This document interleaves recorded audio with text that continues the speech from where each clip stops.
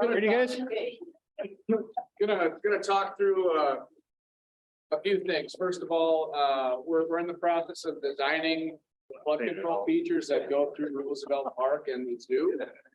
And right now we're at about a 90% design level. So we're about 90% done with the design of these projects.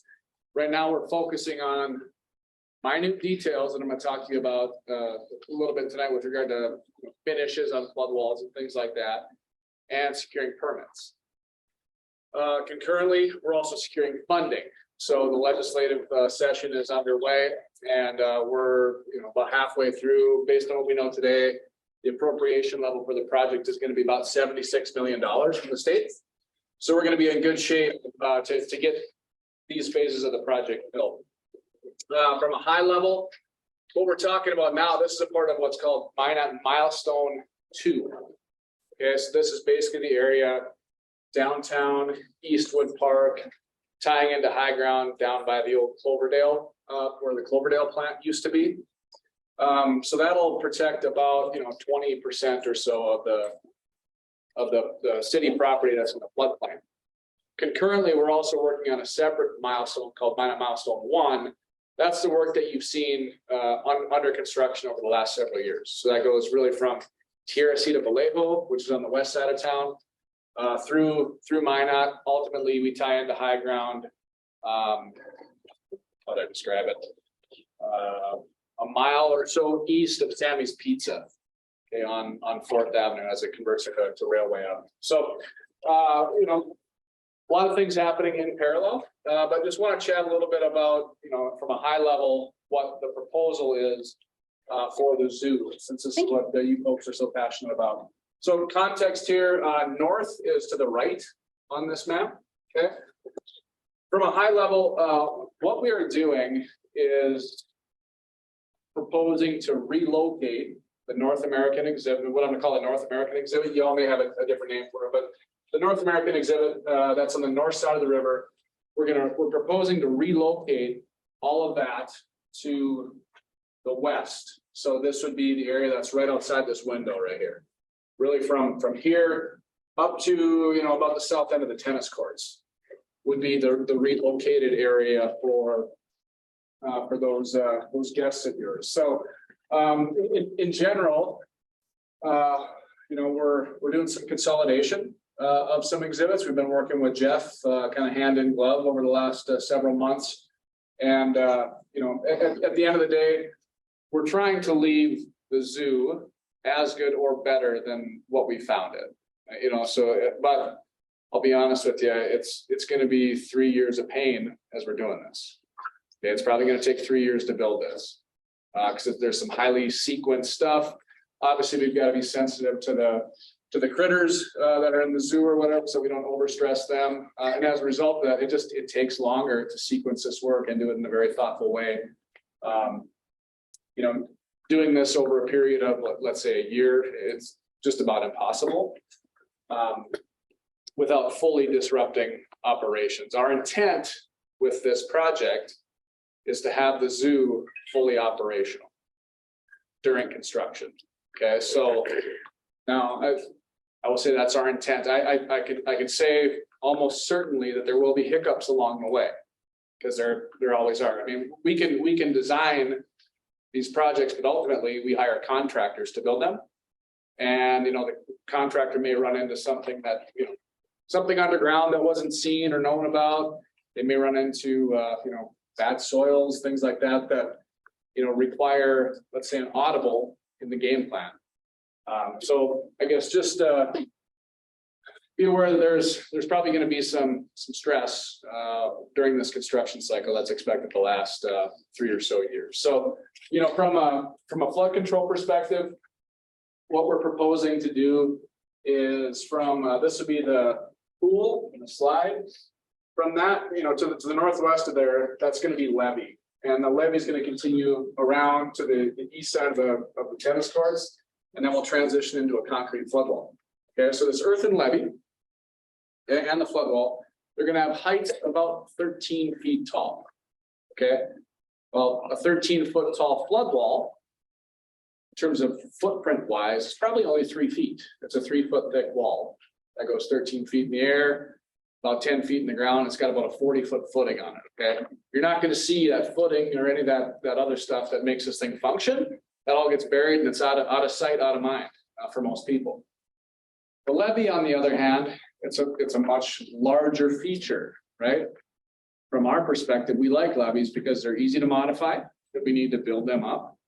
They're also significantly cheaper than a flood wall. Okay, so they cost about 10% of the cost of the flood wall per foot. The downside of a levee is that it has a very wide footprint. So a 13-foot tall levee from toe to toe is going to have a footprint of about 100 feet. Okay, so originally our plan did not include relocating the North American side of the zoo. Okay, there was originally planned to be a levee through this area, and this was going to be left alone and essentially coordinated with flood protection on the other side of the river, such that a lot of those exhibits could stay on the wet side of the levee and enjoy the same level of flood protection that they currently have.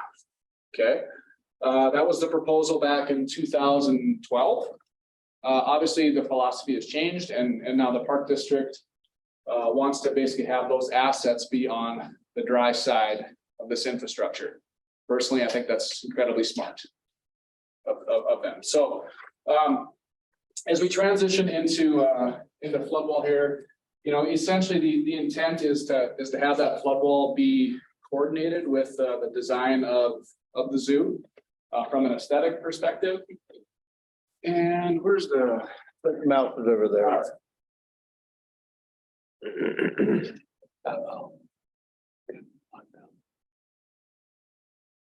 Oh, I don't want to leave a meeting. Cancel that. Just click OK if you haven't. Okay. All right. Just gonna minimize this. Is Jennifer in here? No. Okay. So here's some conceptual, you know, depictions of what these concrete flood walls would look like. We've examined alternatives for this ranging from mild to wild. Okay, and what we've ultimately landed on after consultation with the Park District team, I'm gonna go through that. What you see on here, this is not it. This is, I guess, what I would call a pretty blank canvas. This is going to be similar to what you're going to see on the wet side of the levee or on the river side, but you know, I guess for the most part, you can discard this particular example. This is on the wet side, so you see the river, you know, down in here in this depiction. So what we're looking at, it's a concrete wall. Okay, we use form liners within the concrete, and we use a very loose concrete mix. High strength, but it's very loose when it's placed. So as a result of that, we can basically make stacked stone patterns, brick patterns, all that kind of stuff, and make it look like a stacked masonry structure. So if you're familiar with, you know, the flood walls that were built over by Sammy's Pizza, same type of a concept. That's all concrete. That's not brick. It's all concrete. So what we're proposing to do on the wet side is using form liners to create a stacked stone look for maybe the bottom third. And then from there above, it's just going to be a plain concrete finish, smooth concrete. And the reason why we're proposing smooth in that particular area is that it'll be easier to clean graffiti off of. You know, we have some concerns that some of these areas are going to be more prone to graffiti. And, you know, we think that, you know, this area may be one of those areas. So we're proposing the stacked stone down below. That'll be a little bit tougher to clean, but it does have some, you know, more aesthetic appeal to it. And then plain concrete, the third, you know, about the third point and above. Now, when I say plain, it will be coated or painted. Okay, so it'll be, you know, this part proposing a beigeish color on that particular one. Okay, now onto the dry side. This is probably something closer to what we're actually going to see out there. So we're in it's going to be a hybrid, not a hybrid, but it'll be a derivative of this. So what we're currently envisioning is a rolling hill type of a landscape as it goes through the area. Okay, so the hill parts would have that stacked stone texture to them. And then above there, we'd be looking at that, that smooth concrete finish. But instead of it alternating. Instead of it alternating like every 2 panels like it is here, we're probably going to extend that out to 4. Okay, so you won't see, as much of this sinuosity, you know what I mean? It'll look a little bit more random if we can extend that out to 4 panels in lieu of 2, so the core would be different. This shows basically just 2 panels stacked and they repeat over and over and over. So we're thinking something like this on the zoo side. And, there's some options here. We can leave blank, but I think for the most part, we're going to stick with this kind of rolling hill theme. And then what that does create is it creates opportunities or canvases for art. Okay, so, these are an engineer's depiction of art. So take it easy on me. Take it easy on me. But I guess the point is that these would be set up as canvases for the zoo, for the park district, for artists, basically. The flood control project is not, we make terrible artists, okay? So we're not gonna, we're not gonna create the art on these, but we're gonna build the canvas, okay, is the approach that we're gonna do. So, this, you got a camel here, you got a lizard of some kind there, maybe a lion, but, you could go wild with this. I mean, the idea is that it's a canvas that stakeholders can figure out exactly what needs to be on there, right? Because it's paint, right? Okay, there's just another depiction. This little rendering here shows a railroad track. I want to take a step back here and actually talk about that. So one of the challenges that we had tried to solve early on is what do we do with the Magic City Express, right? So the small or miniature railroad that operates outside. So we met with those folks. They expressed a desire to stay. Met with the park district folks. They also expressed a desire to have them stay if we could figure out how to accommodate them. Okay, so the Magic City Express is going to be here after the project. I don't want to say the word stay because we're gonna tear it up and relay it basically on a different alignment than they are currently. This is going to interact with the zoo, and I think it's going to be kind of a cool experience for those riders of that little train. So you can probably see it a little bit better on the paper handouts. I think I outlined it with a black track looking line type. On this one, it's kind of subdued in gray, so it looks like a lot of the pavement stuff. But essentially, the loop type configuration that they have is going to remain intact. It's going to run on the outside of the zoo perimeter down into into this parking lot that's right outside the door here, or right outside the windows. And then it's actually going to go underneath or through a large box culvert. Okay, imagine it being a tunnel for the railroad. Okay, and the reason why we're doing that is that we can basically run that railroad track then between the flood wall and the zoo perimeter fence. Okay, so the train will kind of run in that alley between those two. But we can maintain, our levels of security for zoo accreditation and things like that by basically having them travel underneath that box culvert. There'll be some gates and things like that to control access. So that's a common question with regard to this phase of the project. What's going to happen with the railroad? Railroad's going to stay, okay, but it's going to be out of operation for probably 3 years while we build this project. So, all right. Next here. So while it's underground, what will it see? What? Nothing, it's just gonna be a tunnel, right? It's a tunnel, and Okay. actually it's fairly short. It's Okay. probably 60 feet long. Okay, Basically, going from the existing zoo over into the new area that maintains our security with the train coming under it. So the train isn't going through the zoo. It's just going under that section. And from a pedestrian standpoint, you'll walk, you'll be on a path outside of the building here after you pay your way to get through You'd be on a path, and that path will basically ramp up, go over that tunnel, and then ramp down into the North American exhibit. So Okay. it'll be kind of a neat feature, I think. Let's see what else I mean, this is just, kind of a rough rendering of what some of this stuff will look like. We'll continue to add detail to this rendering as we figure out final fit and finish for some of these exhibits. And I think that's all I've got on that one. And then there's as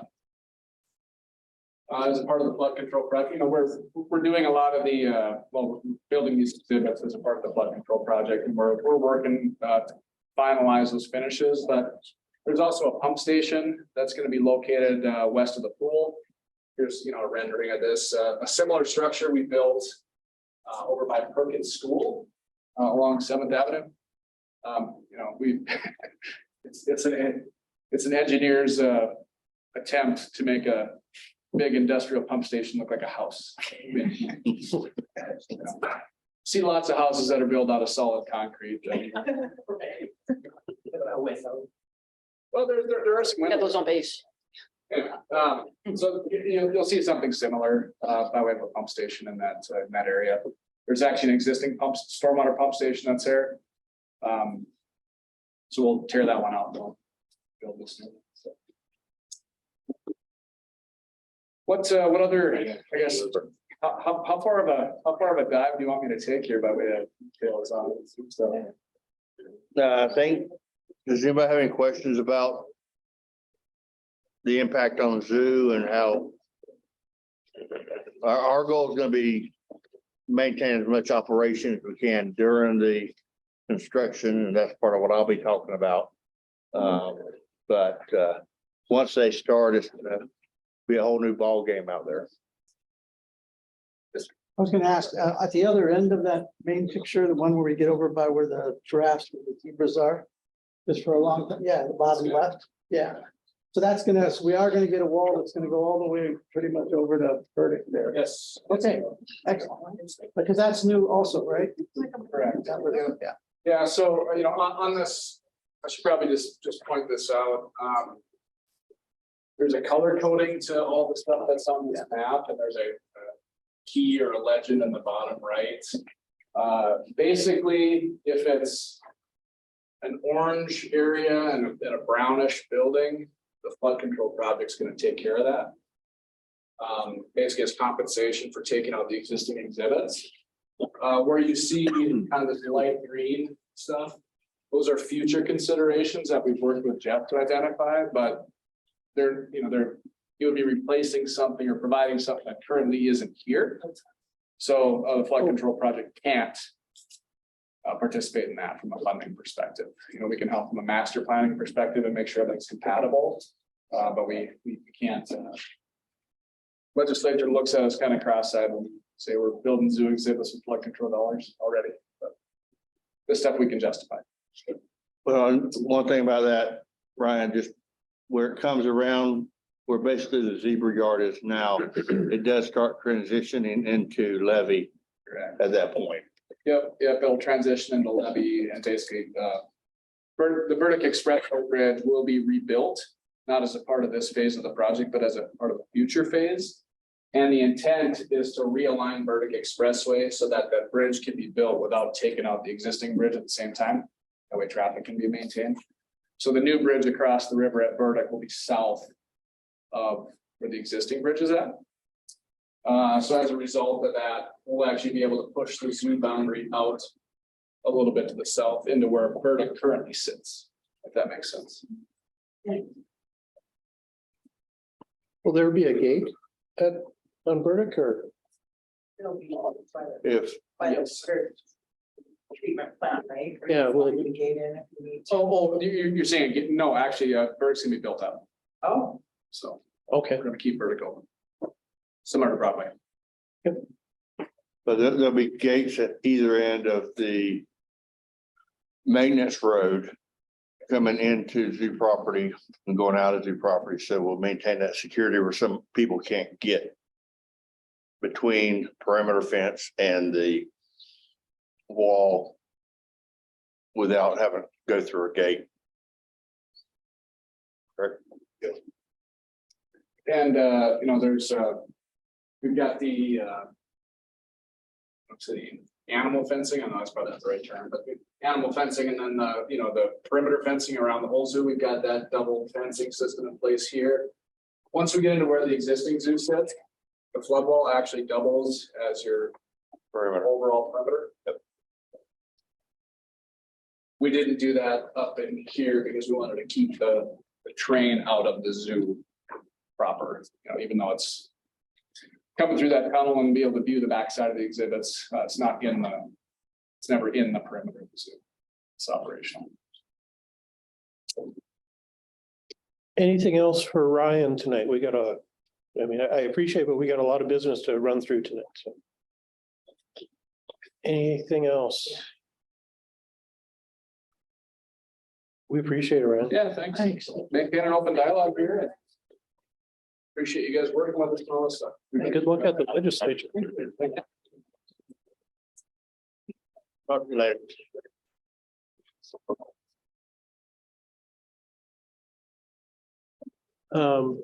You want me to go? We just. Let's go through a couple things real quick and then we'll do your presentation. That's what right on. Does that work for you? Yep. Okay.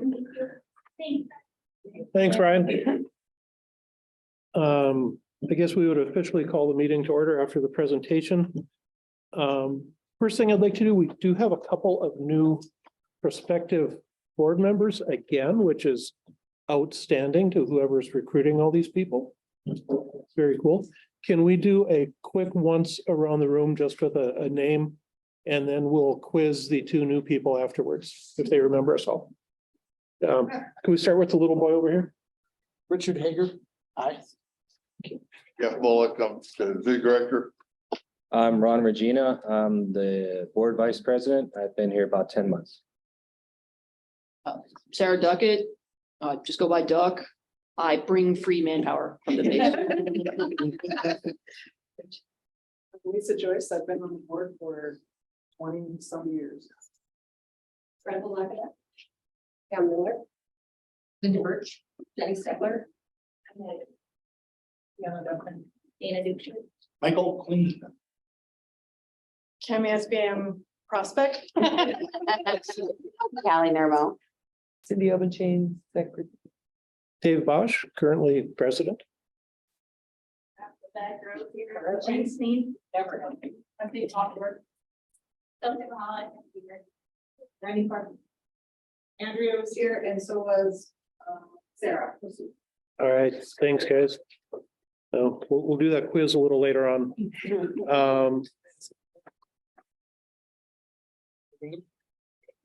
Not right now. We got lots of miles to go.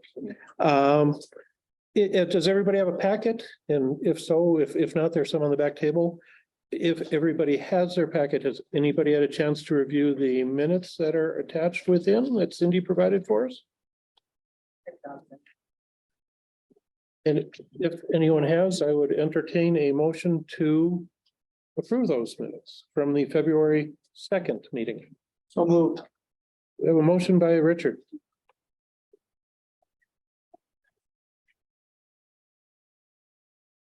We have a motion. I'll second. We have a second by Deanna. Any discussion on the February 2nd minutes? Edits, corrections, pause. Do you know, Jen, is anybody online? It seems like we may have been kicked out before. Is there? Okay. When you're out of the room, we turn something off. Okay. Okay. I just don't want anybody to feel left out. I'm still here. Oh, Oh, fine. Hey, you didn't introduce yourself. hi, I'm Susan. All better. Hmm. Let's call you Cross. That's how you're showing up on the big screen. We have a motion. We have a second after discussion. All in favor of approving the February 2nd, 2023 minutes? Aye. Opposed? Motion carries. Finance, the checking and savings balances are listed. Are there any questions that our treasurer or our executive director could clear up for the group about our balances?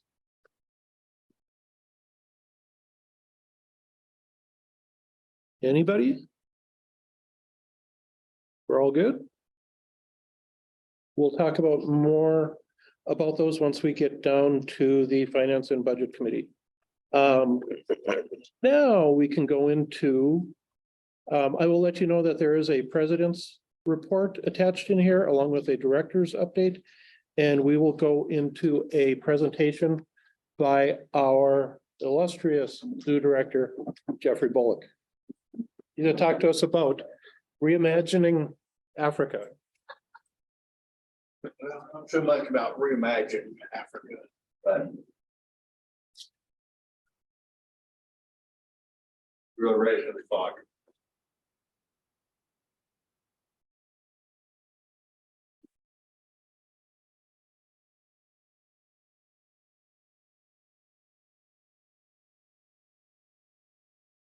Now we'll try to go through quickly. Some of the things for the meeting, if you have questions about, we can pull the slides back up, take a closer look at them, especially people on the back row. One thing we did for the presentation was to see how the slides would look to everybody. But really, over the last month, I've met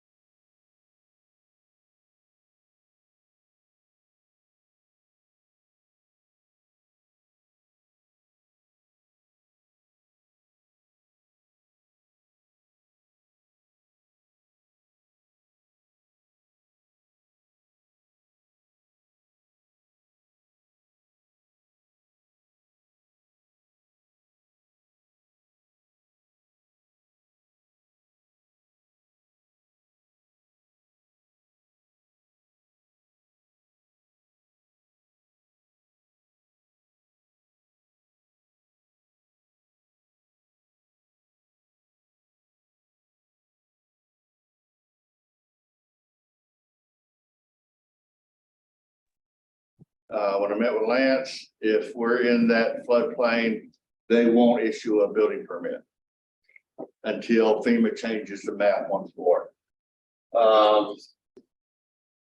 With MI7, starting possibly next year, that's another thing. We've got animals that are going to be impacted by progress, depending on how fast they go, where they start. We have no idea what the contractor plans are.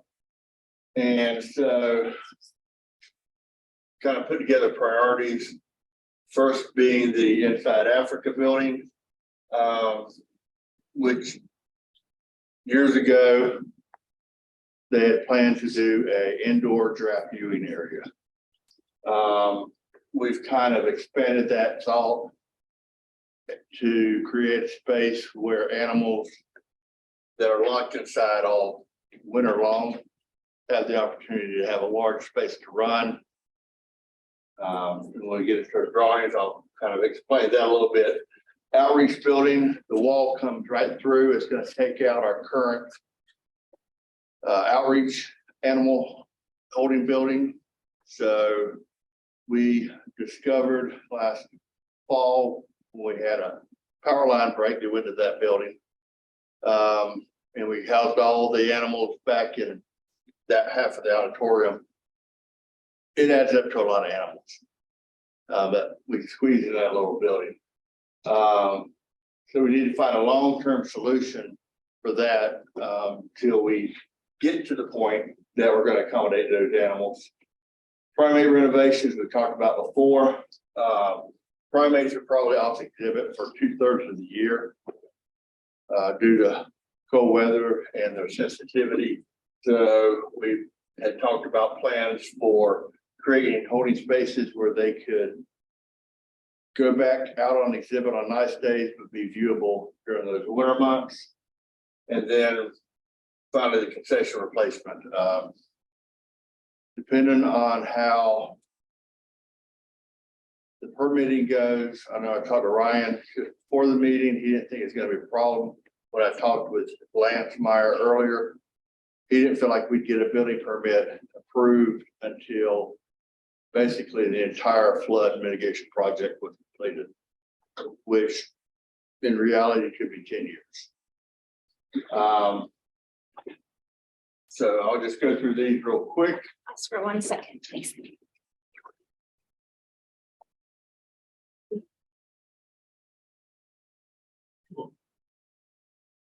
No, I'm not talking loud enough. I can talk loud enough. Okay. So what, through meetings with staff and discussions, we've come up with, just kind of give you a sense, this is the existing giraffe barn down there with the new building coming out 60 feet, up 110 feet, 100 feet across, and coming out on the far side of that where the barn sticks out. In the space, we'll have giraffe stalls. One thing that's coming up, we've been recommended to receive a male giraffe, and they want us to breed them with both Amani and Kianga down the road. So the potential is we could have 2 female giraffes with calves and a male. Male calves, they're recommending that we just castrate them, which are great for giraffe feeding, just because males aren't needed as much as females. So if you look at this drawing with the existing barn, the barn would probably be more for the females.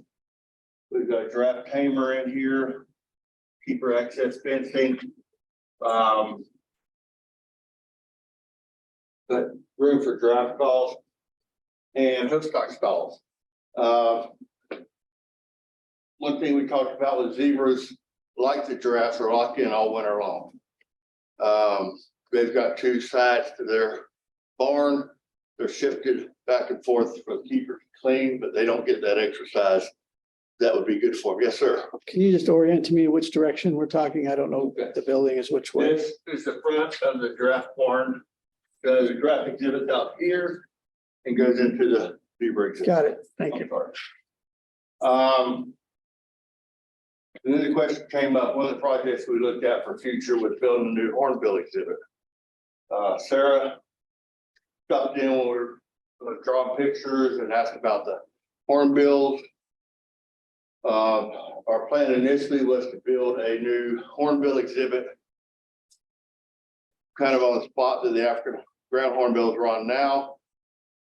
But she pointed out that during the winter time, yeah, they've got this nice bigger space instead of having to go into the basement of the aviary, but they would only see somebody when they came in to clean, feed. And if anybody's going by the hornbill exhibit, they love interacting with people. So we looked at the idea of creating an indoor African aviary that would accommodate the hornbills and possibly some of the other birds that need more space than our aviary can provide right now. Working with Jeremy Bickle over at Ackerman,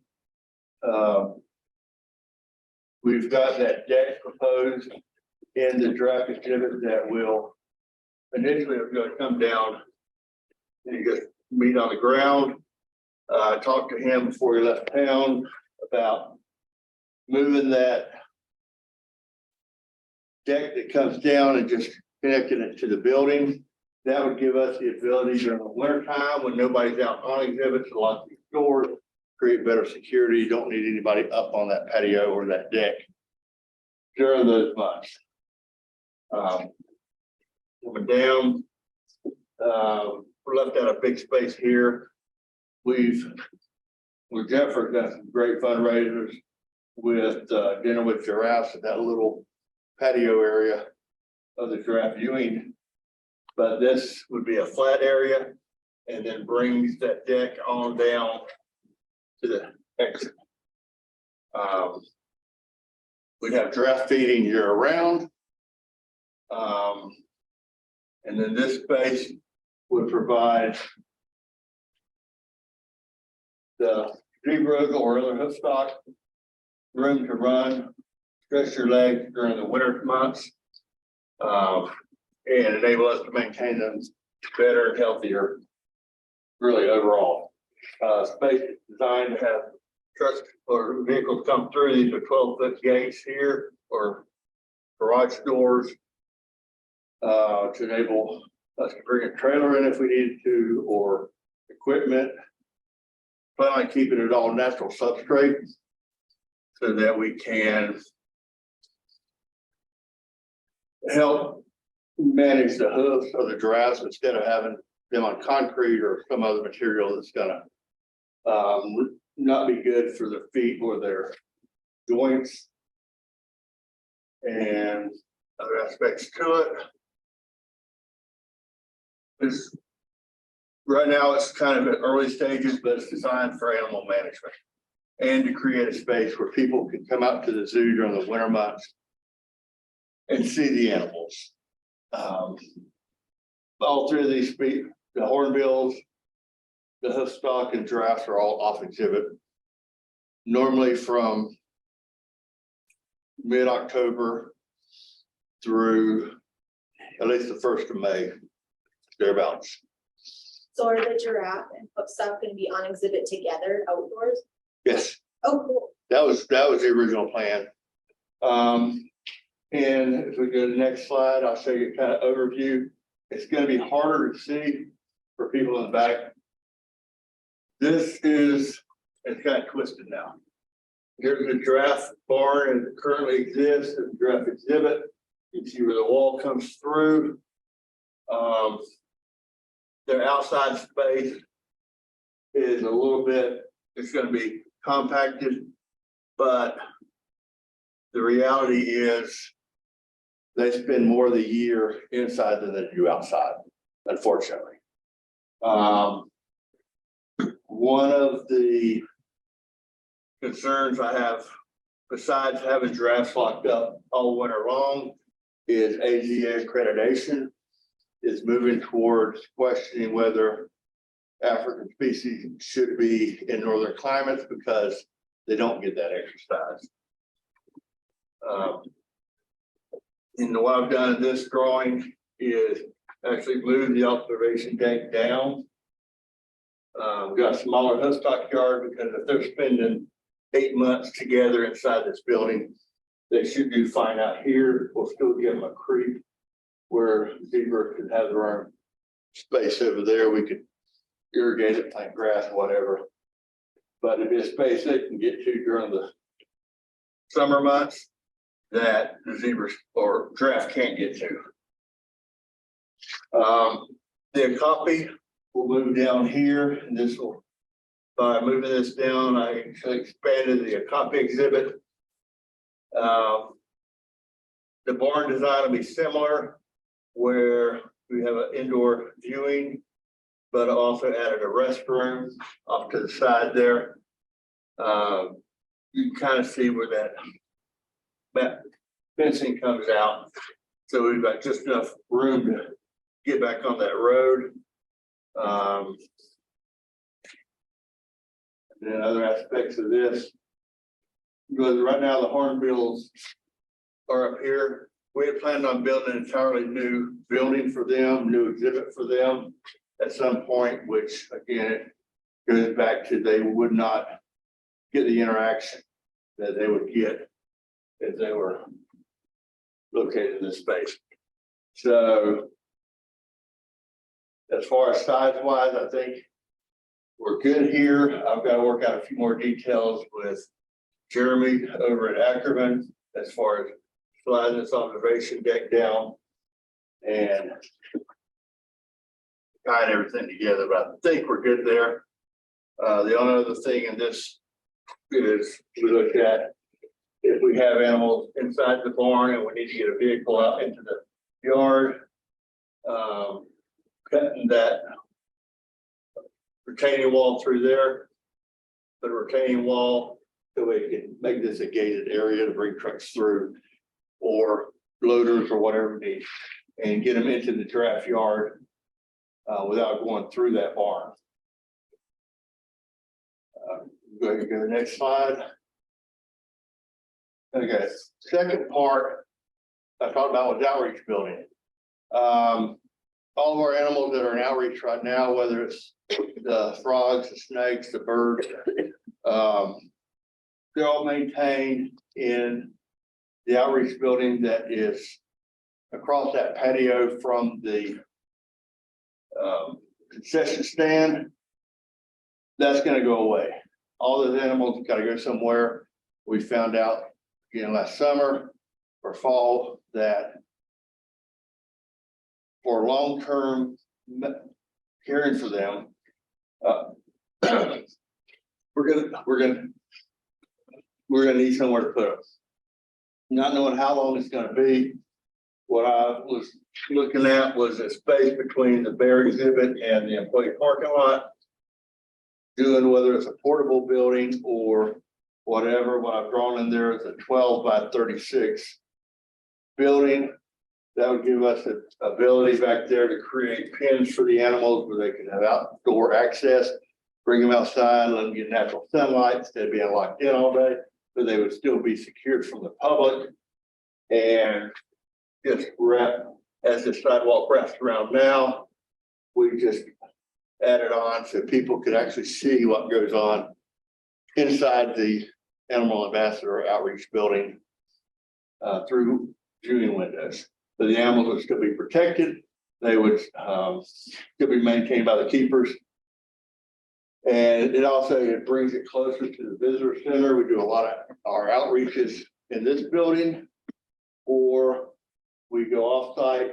And then again, right now they have to drive through the zoo, load them up, especially during the winter time, to bring them around and get them ready to go on an outreach to another school. But this kind of concentrates everything right here. And in the big scheme of things, the master plan, they're going to be in this section at some point anyway. The thing with the primates, and I've probably been talking about this since I've been here as well. We take our primates off exhibit by, at the latest, mid-October.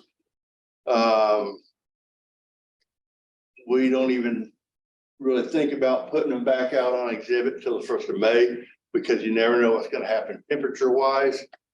What I'm proposing over this area is to build a shell basically around their existing exhibits that would become their winter holding areas, and then have a hallway under that hallway there where the public can see the primates during the winter in a climate controlled area. We have tunnels that go to new exhibits that are in the grassy area. Again, I try to stay off of the new asphalt.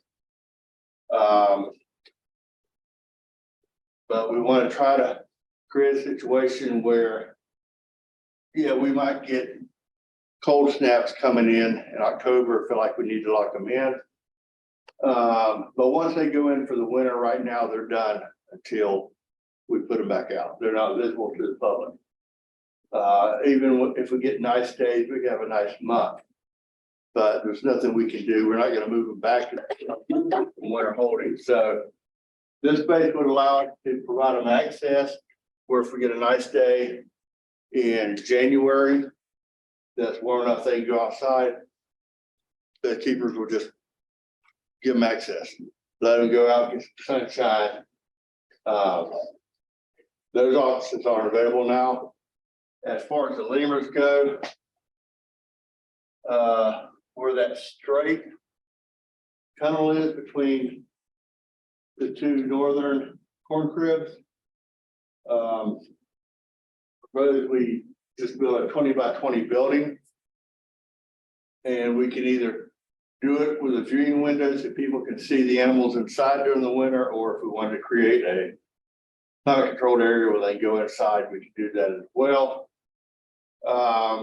But again, it gives us the ability to provide them access on those nice days to get outside or to get outside earlier or stay outside longer than we might otherwise be able to, with the way we manage them now, to try to protect them from the cold.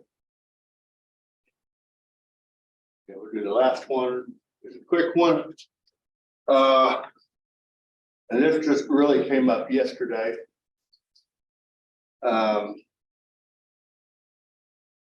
The concession goes away as part of the flood wall. And we've talked about it for a long time. And initially, that was going to be my number one priority project.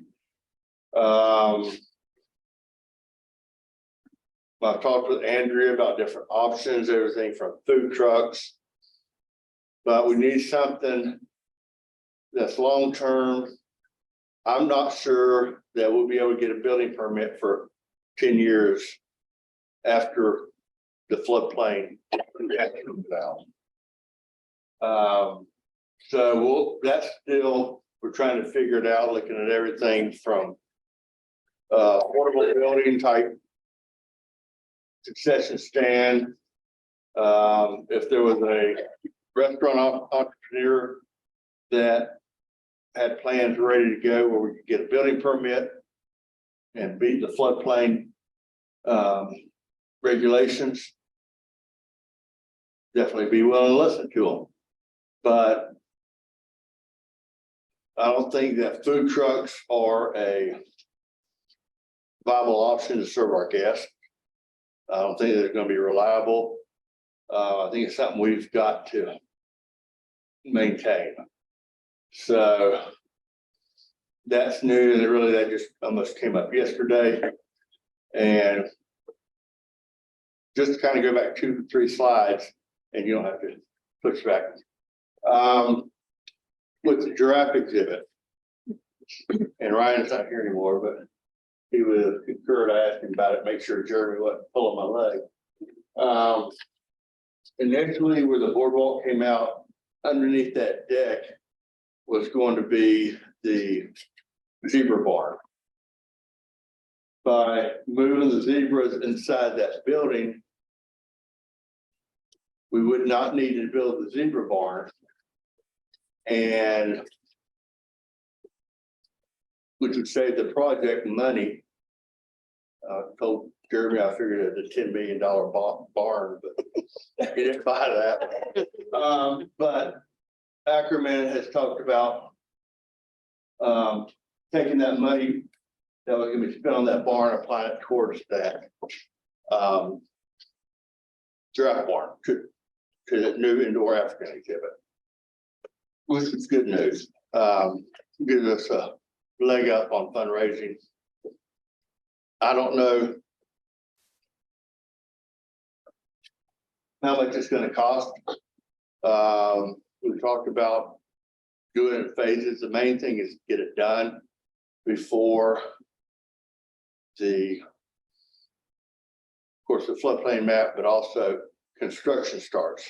What that barn is going to do is, when they do come through with construction, we'll have somewhere for the giraffes and the zebra to go where they won't be stressed out, and we can be able to maintain them. Otherwise, chances are, if construction of the wall comes through, our only option is to move everything off exhibit. The zebra yard would go away. We lose about 1/3 of the zebra yard, including the barn, with the wall project, and 2/3 of the bongo yard. So if we didn't get these things done in Africa, especially, chances are giraffes would go away. If we did bring them back, they would be in the same situation they are now, where they spend 8 months locked inside. So I'm really, my goal is to push to get this done. And one of the proposals that I'm going to ask for today, I didn't go through any committees. I apologize for that. But the GMZS has a giraffe improvement fund that is fed from the giraffe feeding station. And right now it's about $43,500. And I'd like to request that improvement fund be approved to go towards starting construction documents for that giraffe exhibit. And with that, yes, ma'am. Okay, so just so, I don't know, maybe I didn't understand Ryan, right? Okay, so the draft barn is part of the orange that we marked out on the map, right? So is that one of the ones that is covered by the monies? No, It's, not the barn, yeah. See the little green line below the orange or Yeah. above the orange? Originally, when a indoor giraffe facility was talked about, it was much smaller just for giraffes. uh-huh. So that little green line was the original. That's what they put in their map anyway. The giraffe exhibit, reason it's orange, is the boardwalk and the zebra barn. Okay, so then the orange ones that he said that was being covered by the monies for this flood project, are they not then covered? Is No. that not correct? The exhibit's being covered, Okay, but the indoor giraffe space is the green line down there that comes off the giraffe barn. I'm blind, I don't know what you're. Yeah, but indoor viewing is not an old building, it's right, it's one of the new. So it's Oh, nothing so that they're can only lie. covering, okay, that's my question. So Yeah. all these other ones, is there new added space that they're not covering, or are they completely covering all these other? You know, cause he makes them all orange, so that's where it gets confusing, cause to me, I was like, wow, they're covering a lot of it. Bison, wolves, cats, otters. But are they Yeah, covering the whole thing, correct. or are they only covering the part of it that was existing and anything we wanna add, we're paying for that? Is that correct? That's what's not marked out They're here, gonna give us money for what we're losing, but at what it is, right? They're, we wanna deal with it. Okay, but they're also doing things like, yes, coffee. The exhibit that will lose.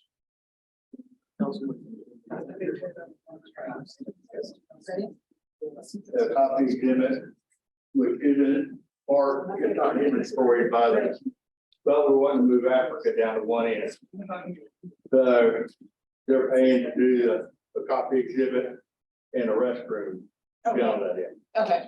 It's been a lot of kind of give and take.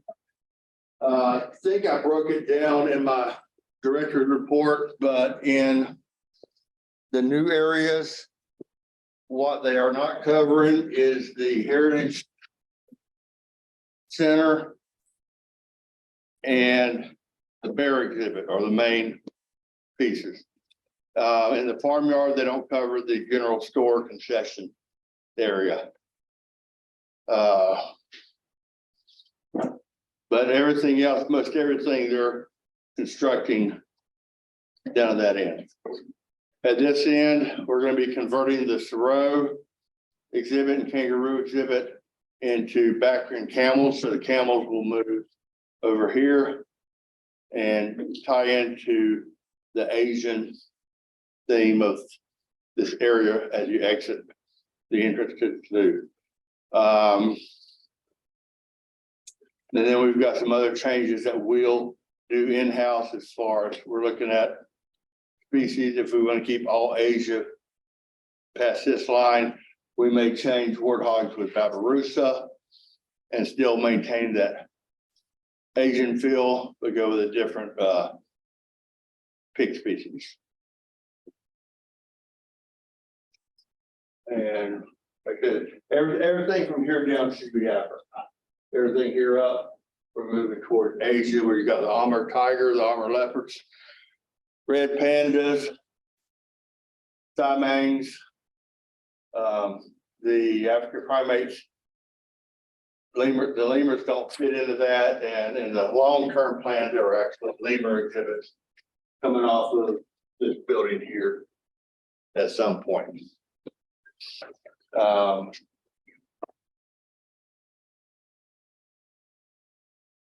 Are we getting dollar for dollar of what we're losing? I doubt it.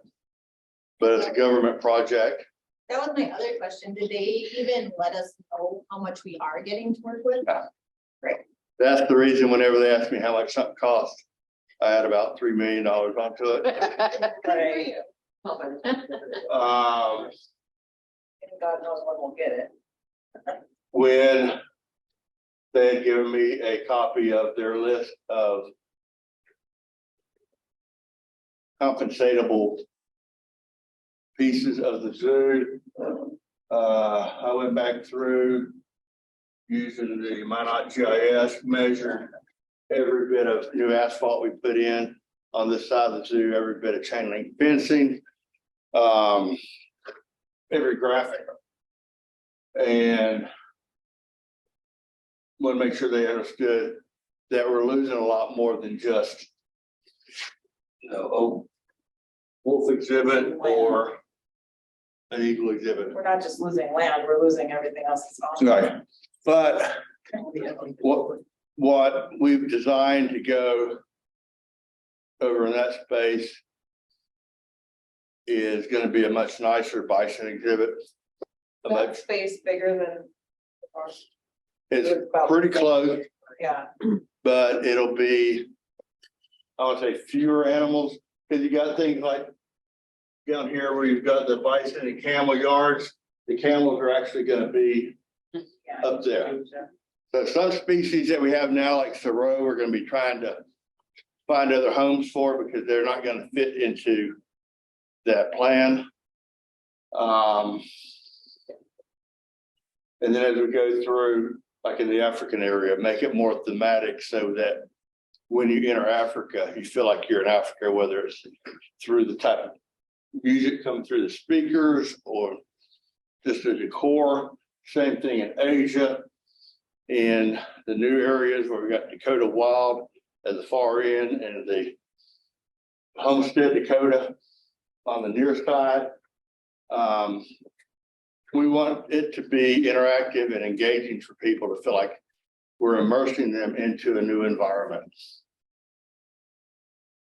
That feeding deck gonna be raised, like at some, they're gonna be like eye level with the giraffes, like some of the zoos have? Or is it? I don't know, eye level, what I've got to work out with Jeremy is coming off this deck is 12 foot above the ground. And because of ADA regulations, depending on what that slope is, I'm guessing we're going to come into the building at about 4 to 5 feet above the ground. And from there, I'm picturing it to be all level till we get that flat area. The flat area, before it turns back to go outside, was designed so that we could do dinner with the giraffe experiences. Can you go back to the, yeah, that's fine. This area down here will be flat, so we can set tables up. We can do activities there. That's probably 50 by 20 feet. So is that line the wall then? This line? This Where's line? the flood wall? No, where's the flood wall? It's up. Yeah. That's mine right on the right side of this. Oh. The boardwalk, this goes to the boardwalk deck, and it comes, the wall. Okay, I see what you're asking. I don't have the deck drawn on this one, but the deck's gonna come basically around here and start wrapping around.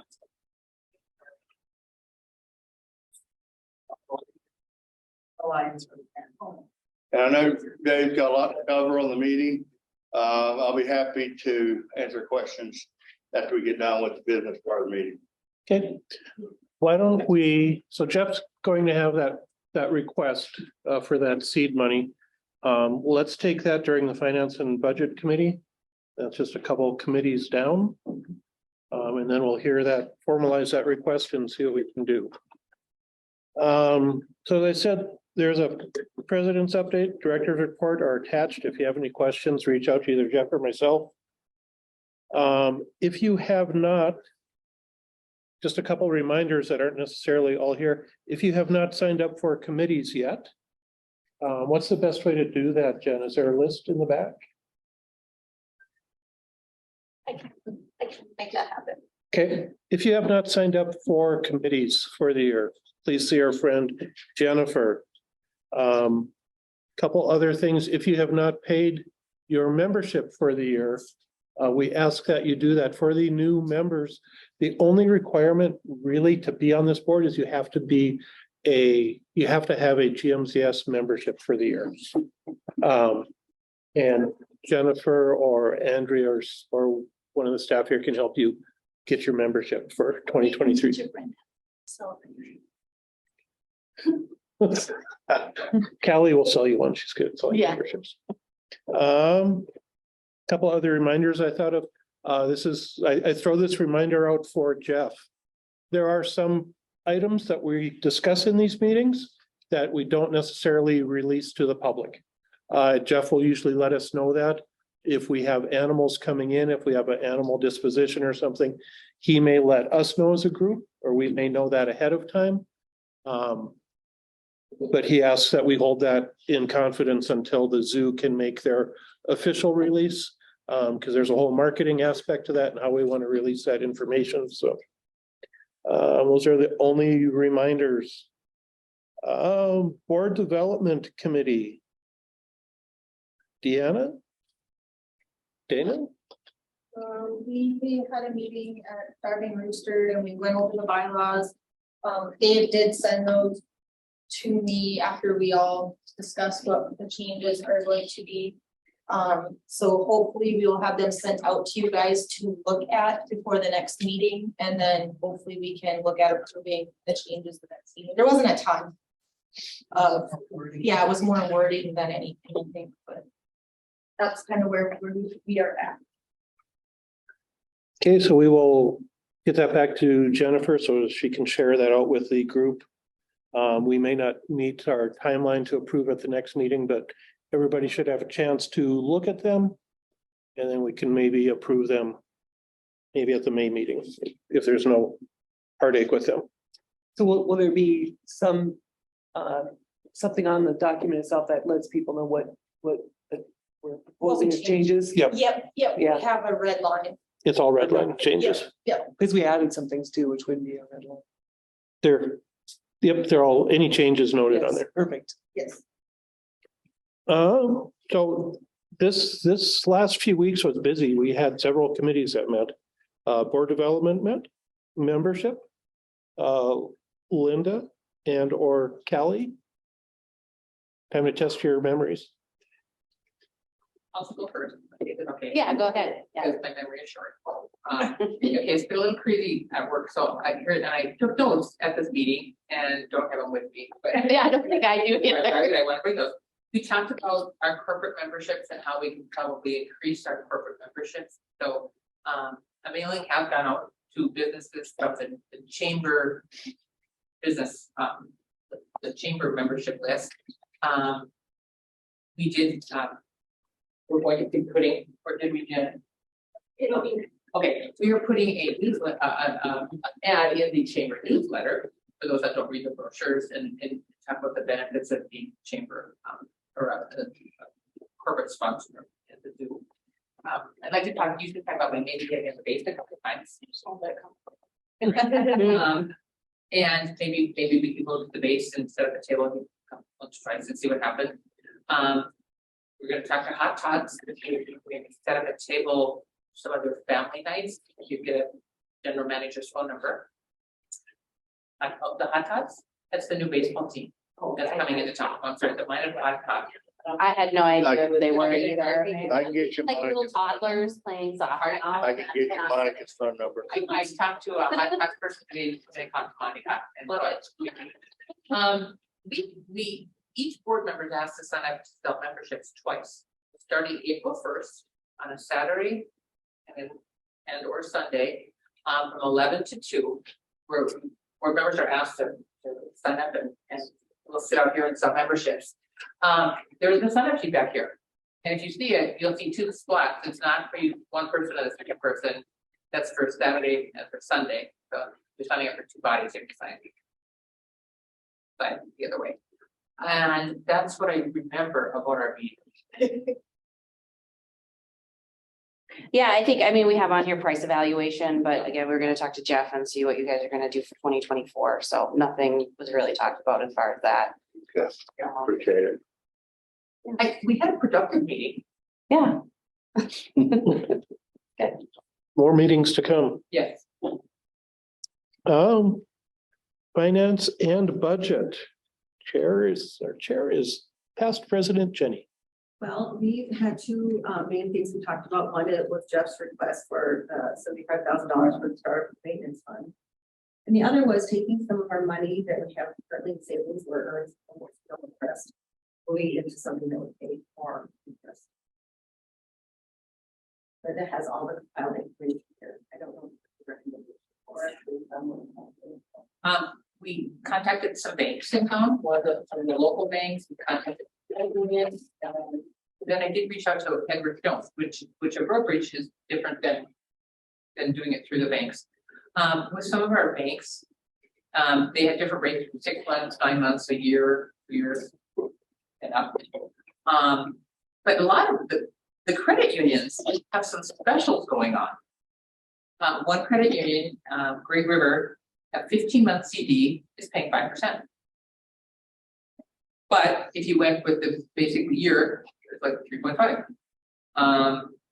I talked to Town and Country, and they have a 14-month special for 4%, not as good as Great River.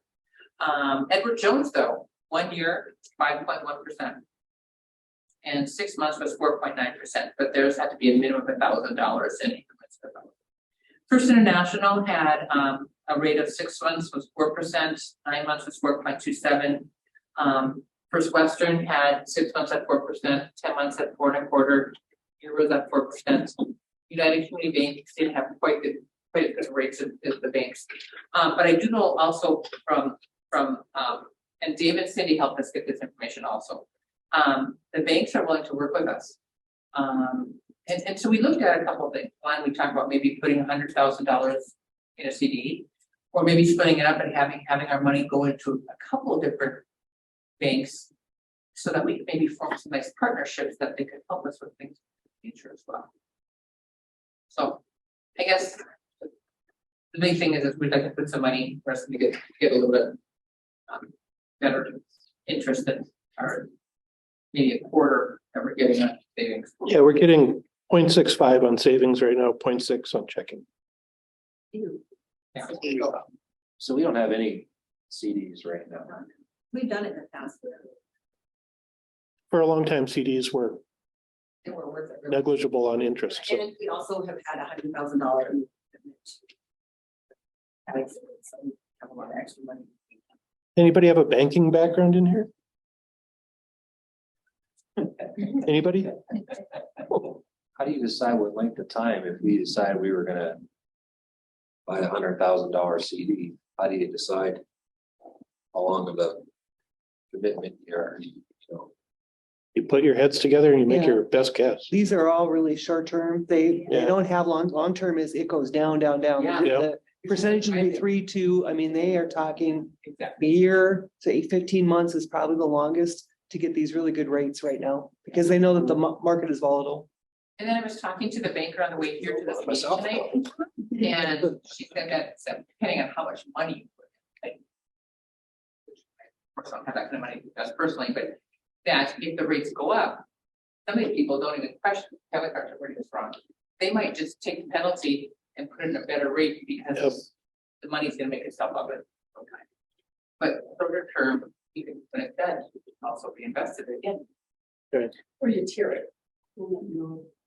25,000 in the 11 month, 25,000 at 24 months or 15 or whatever. So you have them coming to at different times. So in case rates do come up, you get the better rate or whatever, another option as well. And then your money coming due it. Sure. That's how much. Without advocating for any particular banks, I do like the idea of maybe spreading it around a little bit, because Jeff's got a lot of plans here. we're gonna be hitting these banks up for donations. It's easier to hit them up if you have a relationship with them. Mhm. That was part of our finance meeting, was talking about how we can earn more. So can we take whatever action we want on that portion of the meeting? You could sure, make a recommendation motion. With their specials they have at a bank or a credit union, they run it until they get what they need. And then it'll go away, then they'll do another one if they need money again, because they do their deposits to go with their loans, they have to keep allowed to make it. Things, so, you know, they're here, but it could be gone tomorrow, if maybe they're not going back, I think. What can you make one to do that? I mean, with all the expenses. Are there penalties that we can know? Yes. And then show how much are you guys wanting to?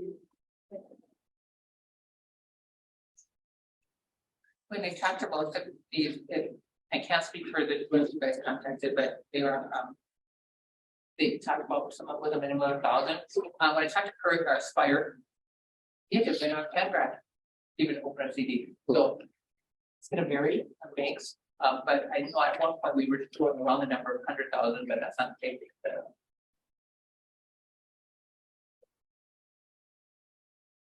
But I think what Andrea is saying is how many months. Right. Can we Afford to have tie up tie our up. money that way? What's your thought? Yep. Do you know if we've paid the bill for the store yet? I want to know, do you know how much that's gonna be? Anybody? The inventory for the store? Right,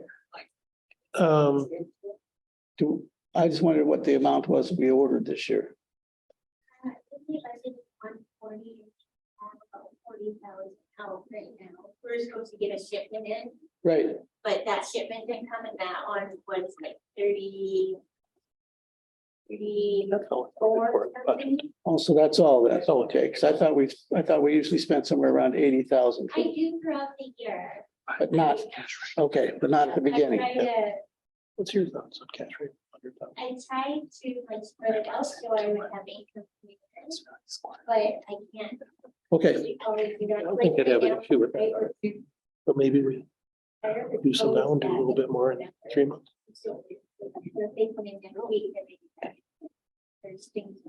where's Jen at? Is she still here? Jen, what is the, which banks or credit unions do we have a relationship with now? Which ones have been part of our, for a while? Town and Country Credit Union, First International, First Western. Kate City, just at the level that you're looking for. Okay, so any of those four would be legitimate people who are already part of our group? Okay, Most of the foundation. And we could also, to use, New relationship. to use Pam's idea, we could put a certain amount in now. It's possible, and I don't know what the Fed is doing. Possible these rates will go up in a couple months. They might go down. So we could revisit this with another amount. for those of you who are worried, the idea is that, again, this money is just sitting there and it's been sitting there since of last year. And we don't really have any excessive bills that we pay throughout the summer other than just doing stuff. So we seem to have quite a bit of money in order to do this. And as far as I know, we don't have any outstanding debts coming out. Well, I realize Yeah. Jeff has lots of plans. He'd spend it all in a couple of days. But I thought our thinking was to take possibly somewhere around $100,000 and put it in CDs for short periods of time. The idea would be maybe take two 50,000s, put one in for 6 months, one in for 9 months. The other one, or the other idea was maybe we could just take 30,000 and put it in 3 different places, one for 6 months, one for 9 months, one for a year, and then all be coming out again at some point. And do what you said about maybe rolling them over if things change. If you don't need it, then you put it back. Right. For another term. Right, exactly. So that would be my suggestion. I would like to make a motion. My only issue is I'm not sure how many banks or entities we want to involve. Because again, all of them are friends of ours in a sense that they all help us and we'd like to help them. So I think that's a good idea. I don't know, before you mentioned First Western, First International, Gate City, Town and Country, all of them are very well known in our community. They help out quite a bit with all kinds of things. So that would be the only question is I'm willing to make a motion that we do that. I just don't know if anybody has any preferences as to which ones we would put them at. And make sure you know what your penalties are, if you do have to pull it out. You know, and with businesses, which would be a business, what their penalty is, if it's the same as a person putting it in, or if they have to perform for businesses. I know for personal, at ours, it's 3 months for under a year, you lose 3 months interest if you pull it out early. If it's over a year, you lose 6 months interest if you pull it out early. So you also have those if you have to pull it out. If you don't, then you don't lose anything. But that's something to make sure they clarify exactly what you would do if you had. I will add World Star Inspires. I've just got one comment to make. I know that the proposal, when I brought it up for the maintenance, zoo maintenance fund last month, I talked about $150,000. When I did my proposal to the finance committee, I dropped it down to 75,000. And the purpose for that was I'm working on under the assumption of I've got 1 year to do those projects and that I may need other help. So I didn't want I didn't want to take 150,000 or ask the GMZS for 150,000 out of savings to go into a restricted maintenance fund if it's something that we may need down the road to finish one of these projects. And I don't know how that fits with rolling it into CDs, but if we needed money, need to roll out early, you got penalties like you were talking about. So I just wanted to. The committee does support the idea of the maintenance fund, but because it's something not in our budget and we don't know what kind of future expenses we have, it was our thought that we give you 25,000 immediately and give 25,000 over the next 2 years, with it being open for you to come to request for us if you needed extra maintenance or you need to have plans drawn for this or that. We just aren't sure we want to tie up that amount of money with all of the possible things that could be. So that was our big recommendation. Be $25,000 now, and then we put it into the budget for the next 2 years, 25,000 each year. But we would be open to any requests that you would like to make.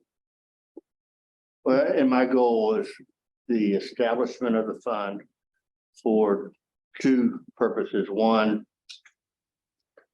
for positive media opportunity to put the GMZS out there, promoting the long-term support for the zoo through establishing the maintenance fund, but also it creates that seed money that we can build on. So if it's the board's decision to establish the fund with $25,000, I'm happy. Because the goal is just get it established so we can build it. That's our initial thought, because like obviously all of these things are going to happen. There are going to be a lot of expenses incurred there that you don't have in your budget, we don't have in our budget, and somebody's got to pay the architect or whatever the thing is. So we don't want to tie up all of our money, you know, so the whole 75 at once. So, but if you know, if something huge breaks and you're in a pinch, we certainly come in and ask us for more.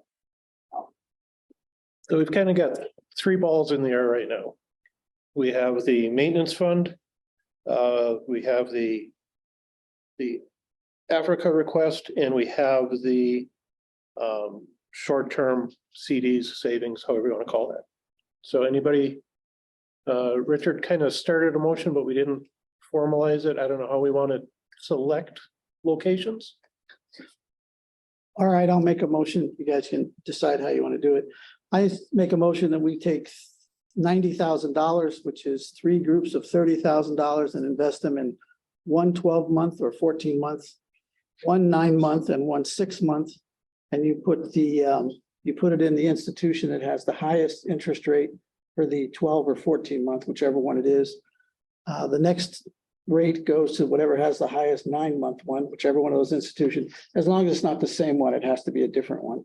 And then the third one would be the 6-month with whatever the highest interest for the 6 month in a third institution. So that's what I would do for the first 90,000 for the CDs. And that's only half of what we have in savings, or less than half, so it shouldn't be such a problem. So we have a motion. I second it. We have a second. Yeah. Now we have discussion. Can I ask for a little bit of an amendment?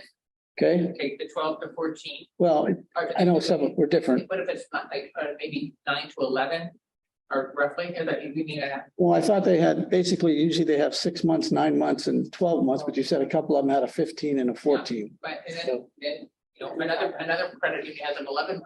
So could we go like 12, Yeah, 12, 15, 9 The to range was 6, 9 and 12, somewhere in that Okay, ballpark. perfect. So which institutions are there? In those situations. No, I'll call North Star and I can call City tomorrow, but We don't have to call everyone on the planet, just the ones that you called that are maybe the ones that we do business with. Yeah, exactly. Would it be acceptable to the motion maker and the second to just allow the Finance and Budget Committee to finalize that choice? Or do we need that in the motion that we put it in these 3? I mean, I thought if we we had numbers, I was just gonna have her pick the largest numbers. That's what I would. I think you it's- don't need to know right now who that is, as long as we agree it's going to be the highest number. Yeah. Yeah, but I didn't know if We don't you, need to figure this out right this second. are you gonna plan on getting more than the ones you've already looked at or been I given? don't have to, but I know she talked, Jen mentioned, you know, gave North Star we have a relationship with. Okay, That I did not call. okay, yeah, that'd be fine. Okay, it wouldn't hurt to get more info. Yeah, it's always good. I'd be curious to know what level of relationship we have with those also. Now, if I can find the best rate and it's not a one that we have a relationship with yet. I think this time I would say no. I would think let's stick with the ones that have helped us already, if we can. Unless it's like you're gonna give us 8, then yes. So we have a motion, we have a second, we seem to have some direction. We have a question. Yep, I know that, Richard, you mentioned 200,000 is approximately what we have in savings. Right. If you look at the sheet, just recall that there's a giraffe line in savings of 43,000, which is what Jeff asked for. Yep. So just that 43, if that's spoken for, it's really only 150,000 roughly. I just want to make sure everybody's. 25,000 and Yep. 60-some thousand. So But just keep that in mind, so we know it's really not 200,000 play money, it's not, but. And 90, your motion was only for 90, that's great, I just wanted to make sure you knew where that 43 was coming from, it's not another budget line It item. hasn't come out of anything yet. No, but it's marked here as what it is, what went in there. Okay, we have a motion, we have a second, other discussion. Anyone else? All in favor? Aye. All opposed? I believe the motion carries. Who was the second? Michael was. Thank you. I was so busy writing, I didn't No, write I who did. was, I did not vote. I did not either, Um, even I kind of have a. We shouldn't vote. Second issue we're talking about is zoo maintenance fund. And Jenny kind of explained the thoughts of the committee, but that's a committee recommendation for the full board, so it is still up to the full board or someone from that committee to make a motion as to how we move forward on that. Yes, ma'am. I would like to move it and give Jeff $25,000 immediately toward the startup of the maintenance fund. We That haven't, needs to be decided according to our budget when we budget for next year, but that would be the goal right now. With the intention of giving $25 a year, but again, gotta look at our. we have a motion for a $25,000 basically transfer from our account into the inception of Jeff's maintenance account? Not mine, the Zeus. The zoos. He can't afford my maintenance.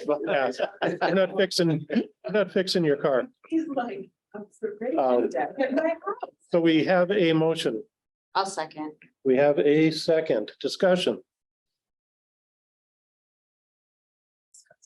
Have we beaten this one? Yeah. Yeah, we got that. We're all good? So far, so good. All in favor? Opposed? Motion carries. Number 3. Do you want to kind of clarify your request? My request is for the money that has been held in the restricted account for giraffe improvements to be released as needed so that I can move forward, create an RFP to find an architect to design that giraffe hoof stock building.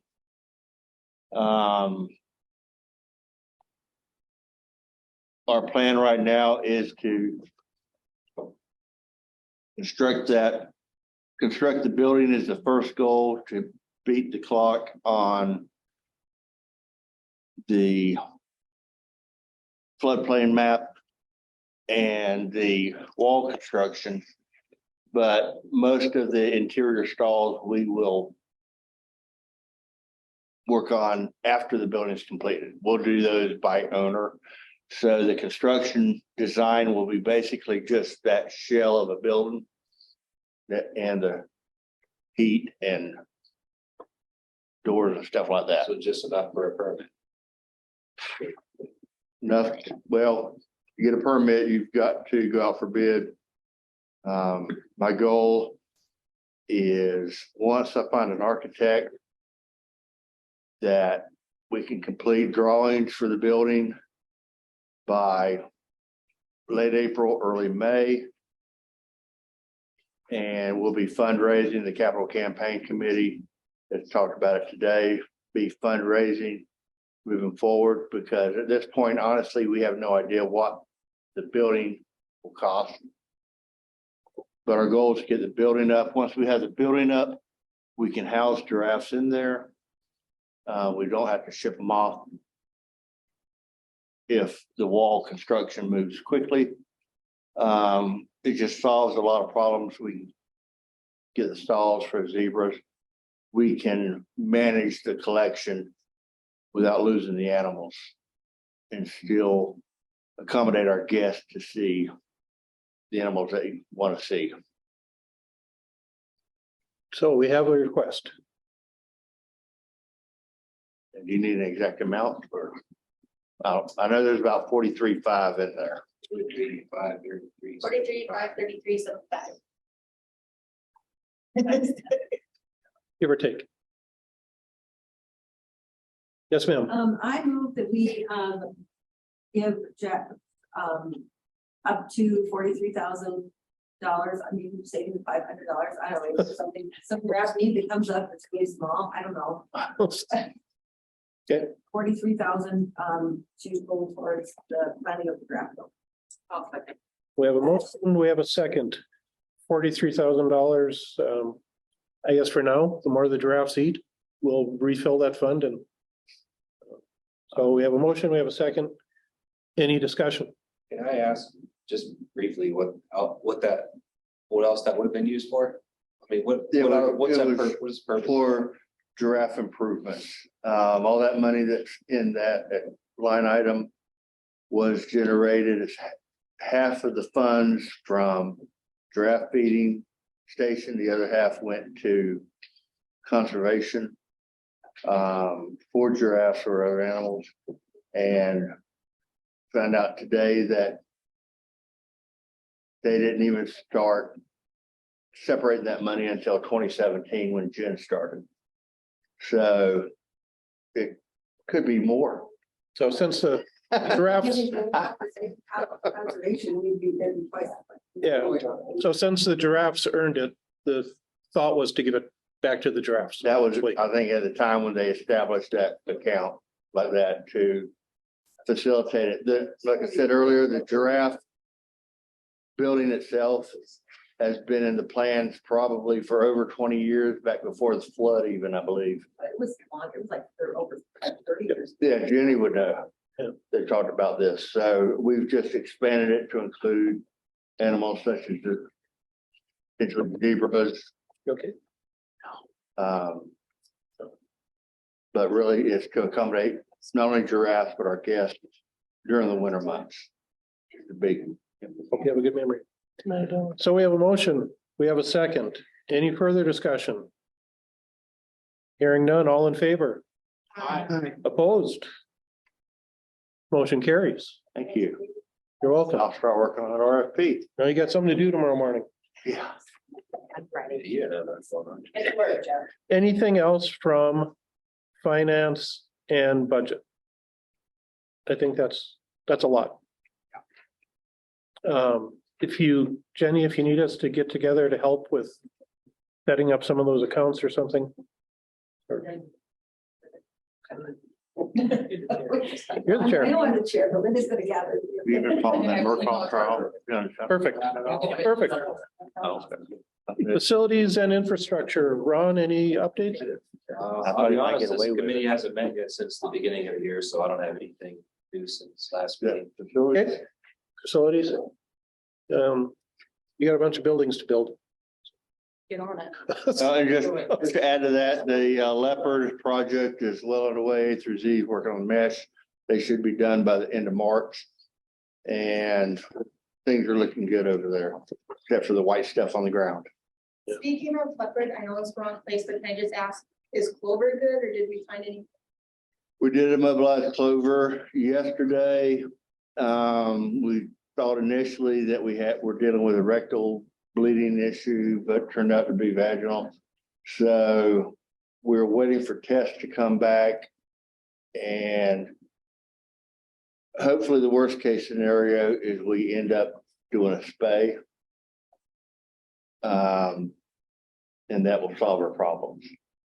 So it's right now, Dr. Wood sent off tests. We found a bulbous over by the bladder. They took samples from but we did x-rays, ultrasounds. Everything basically looks good. But we may be looking at having to spare. And we won't know till we get tests back. But she's doing well otherwise. She's going outside. So. Okay.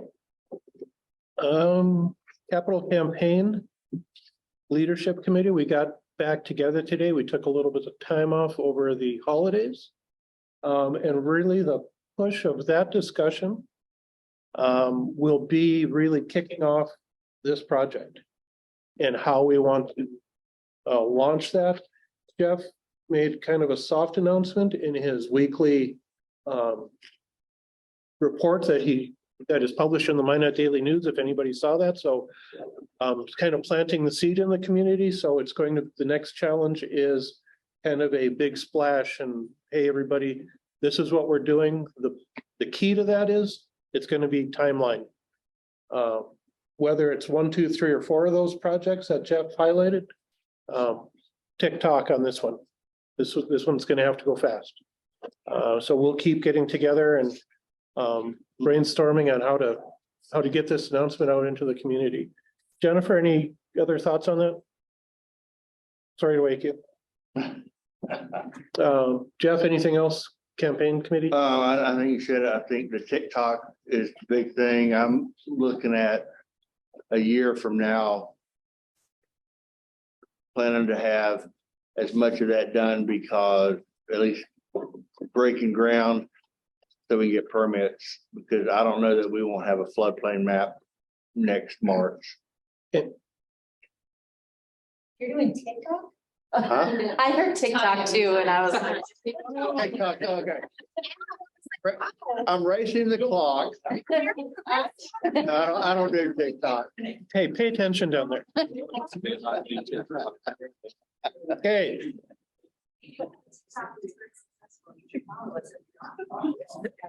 You might see that.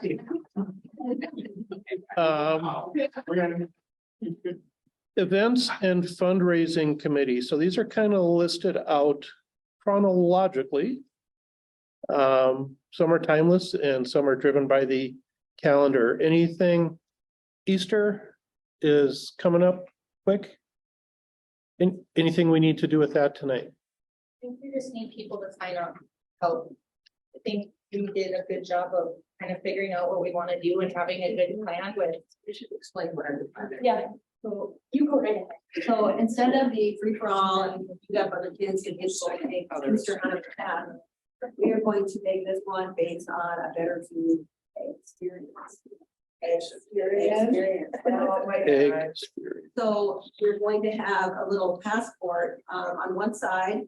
It's going to be where you're going to stamp, showing you visited each station, and the other side will be a scavenger cards. So instead of having golden eggs, if you complete your 6 stamps on the passport, you will get the name put in the drawing to win one of the prizes. Big prizes. You're still going to get your happy bag of candy. On the other side, you just get some sticker or something to show you completed the work. We like this idea for a lot of reasons. One, I mean, everybody hates the gas out of the Great Lakes Easter egg hunt. And we felt that the bigger problem of the old Easter egg hunt was if your kids' Easter egg hunt started at 1 and you got here at 1:02, you missed it and you had to wait for another hour. So you can come at any time and visit the stations at your leisure and then put your name in for a big prize. So it won't be so, yeah, we all know how awful it was. And then right? I think we were gonna do drawings, was it every hour or half? Hour? Every half hour, we're gonna do a drawing. So like everybody who completes the 6 stations, their name would go in the bucket and we pick out 2 winners.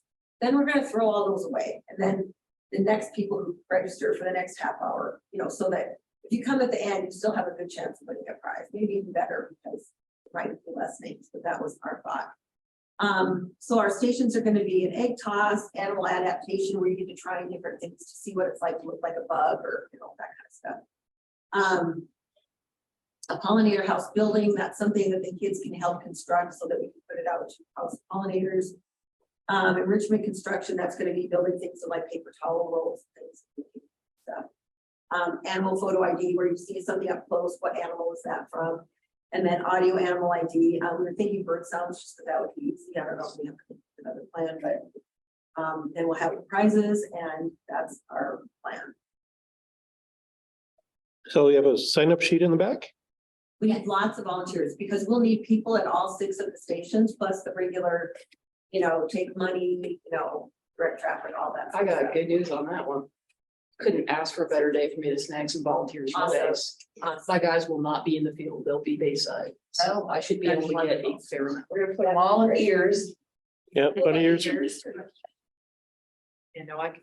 There's no reason I shouldn't be able to get max participation on that one. And Perfect. it's like one of those events we can't have too many people. If we have enough people, we could have them walking around helping people, or we can't have too many volunteers. So we need everybody who can possibly come that day. I have a suggestion on volunteers. Yes. We need to make name tags that say volunteer. Every volunteer should have a name tag on because nobody knows who's a volunteer. And I think that they should be recognized as volunteering at the zoo. So I feel like we need to make name tags every time we have some sort of event that says I'm a volunteer.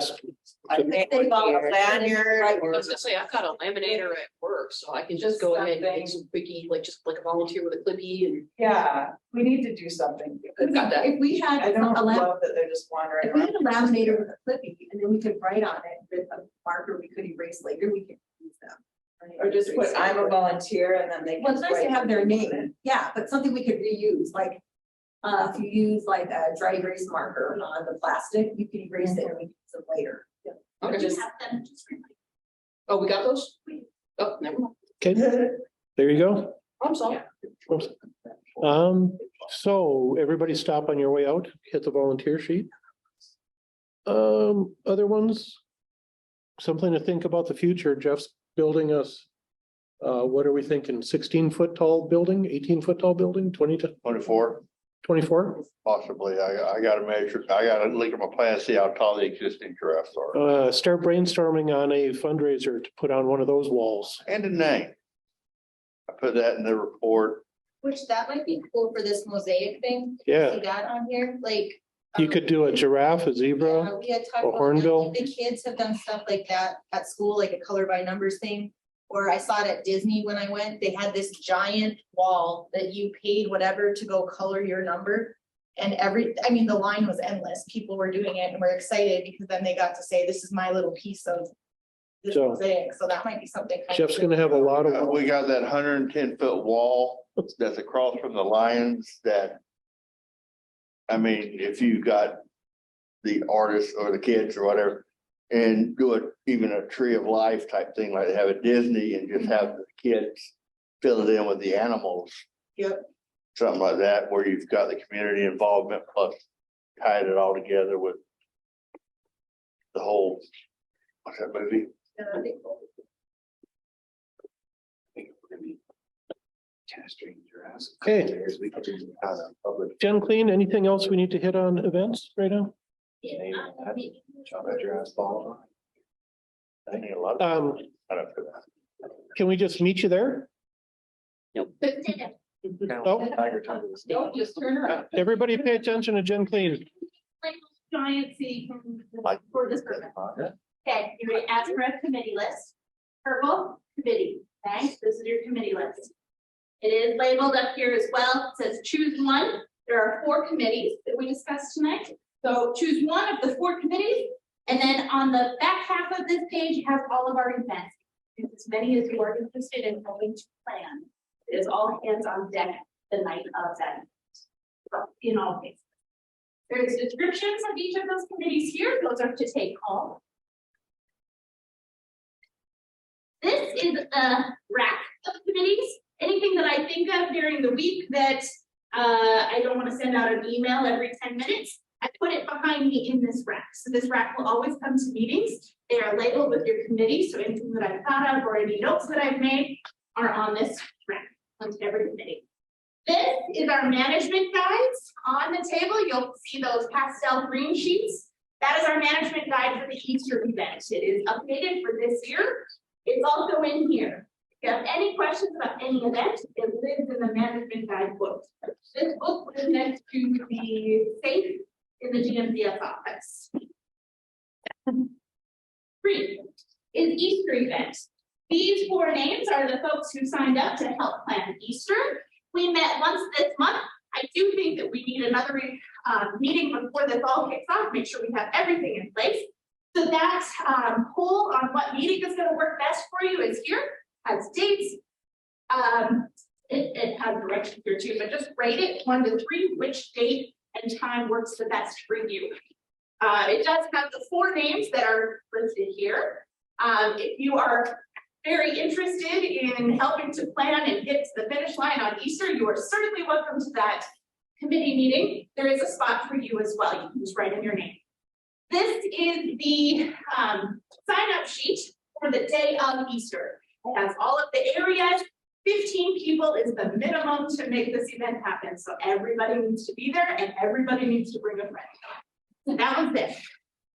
Food. I would like to meet with the Bacon and Brew Committee this month. Everybody who signed up with interest in helping to plan Bacon and Brew is listed on the blue sheet.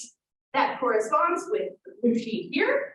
It does talk on this choose a date poll. It talks about what I would really like to prioritize for discussion at that committee meeting.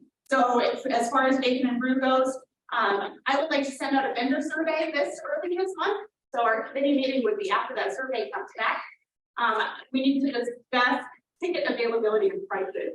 So that is what's on the discussion board there. It's for the last 2 weeks of March, early April. So they are different sets of dates there. You have to be on both. Membership sales. This was mentioned earlier. It's all the weekends coming up, so you can sign up there. I do also have the iPad here. You need to buy your own membership and fill out the quarter sheet. If you're not sure how to do it, find a fellow board member and they can help you with that. that. There are some memberships that are printed out here. Some are paid, some have amount due written on there to see if your name is there. Some of our newer members, I'm sorry, I don't have it printed for you, but if you fill out the quarter sheet, I will have them printed for you next time. The last one. It is our Tiger Cubs' first birthday on March 19th. So from 11 to 1, we will be celebrating their birthday. This is a keeper-driven event. It is, as a keeper-driven event, it is manned mostly by zoo staff. I'm not asking for extra help, but if you want to help, that gives us extra bodies and or liberty to add something extra to that event. So just let me know if you're coming up bottom. If you're just coming as a zoo patron, that's totally fine. I don't need to know that, but I'll be happy to see you. Do you have any questions? Yes. Should we set up a table for the membership at your Tiger? I think that would be a fantastic I think it's the same thing. Okay, okay. The Tiger one, it's from 11 to 1. Chelsea will be introducing their brand new enrichment at noon. We did do a fundraiser on Facebook. We raised $1,400. We closed the gap here last month at our meeting here. So it was $1,510, I think, for 2 brand new jingle balls that they're going to go crazy for. So it'll be fun. I think. March 19th. The cakes. I have the animal part. Shelley's in charge of the tiger cake. I have human cakes. I was talking to Chelsea. Okay, that was a whirlwind, but thank you. So everybody stop at the back table or you can't leave. I got 2 quick. Jeff has 2 more quick. Yeah, I know. Yeah, and my report was only 3 pages long, so. Yeah. But just kind of FYI, I thought about not talking about it until our next board meeting. But starting in April on the 9th, after your Easter event, we're going to be open on Sundays, which is only 3 weeks earlier than normal. But one thing I've noticed that Sundays turn out to be the prettiest days of the week, even during the winter months. So looking at the potential of opening Sundays in the future. And so we're going to try that starting April 9th. And then I just wanted to offer kind of a zoo updates information to the board. If we can schedule a time, if people are interested in learning more about what we're doing on a day-to-day basis, this is what we do on a day-to-day basis, honestly. To help engage you a little bit more with the operations, I'm more than willing to set times, or we can do evenings, we can do it here, we can do it elsewhere, but to help you understand better the big picture.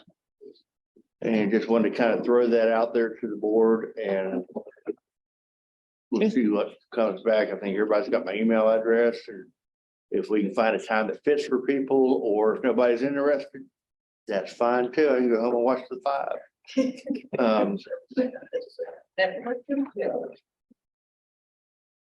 Anything else? Do we have any thought that our 2 new members will come back next month? Cammy? Cammy's in. Ready to sign up. Yeah, Cammy wants to sign up every one of those. Pam? Will we see you next month? Maybe. Yeah, I have to look at my calendar. Maybe. We're the first Monday, 6:30. First Thursday. Thursday. First Thursday.